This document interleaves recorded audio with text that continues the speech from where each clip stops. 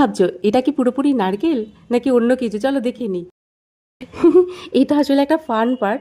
এটা তোমাদের সাথে মজা করার জন্যই করলাম। চলো দেখে নিই কীভাবে তৈরি করছি। এটা বানানোর জন্য একটা নারকেল নিতে হবে। নারকেলটা ফাটিয়ে নিয়ে নারকেলের খোলা থেকে এই শাঁসটাকে ছাড়িয়ে নিতে হবে।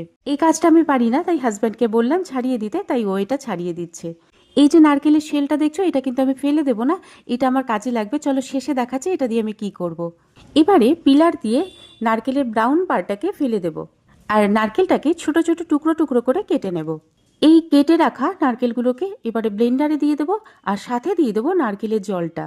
এবারে পেস্ট করে নেব। পেস্ট করা হয়ে গেলে একটা সুতির কাপড়ের মধ্যে নারকেলগুলোকে দিয়ে এর দুধটাকে বের করে নিতে হবে। নারকেলের এই যে গুঁড়োগুলো দেখছো, এগুলো কিন্তু আমি ফেলে দেবো না, এটা আমি ডেসিকেটেড কোকোনাট তৈরি করে রেখে দেবো। এটা আমার পরে রান্নায় কাজে লাগবে। এবারে একটা পাত্রে আমি 1 কাপ মতো হুইপ ক্রিম নিয়ে নেব, আর এই ক্রিমটাকে আমি বিট করে নেব ওই মিনিট 5 মতো। তোমরা এখানে হ্যান্ড বিটার দিয়েও বিট করে নিতে পারো, তবে আমি এখানে ইলেকট্রিক বিটার ব্যবহার করলাম যাতে একটু তাড়াতাড়ি কাজটা হয়ে যায়। এবার এর মধ্যে দিয়ে দেবো কনডেন্স মিল্ক, পরিমাণ মতো চিনি গুঁড়ো, আর এইগুলো দিয়ে সব কিছু ভালো করে একবার মিশিয়ে নেব। এরপর নারকেলের দুধটা দিয়ে আরেকবার মিশিয়ে নেব। ওই যে নারকেলের শেলগুলো রেখে দিয়েছিলাম, সেই শেলের মধ্যেই কিন্তু আমি আইসক্রিমটা জমিয়ে নেব, তাই রেখে দিয়েছিলাম। নারকেলের দুটো শেলের মধ্যেই আমি আইসক্রিমের মিশ্রণটা ঢেলে নিলাম, আর বাকি যেটুকু মিশ্রণ বেঁচে গেল সেগুলো অন্য পাত্রে আমি জমিয়ে নেব।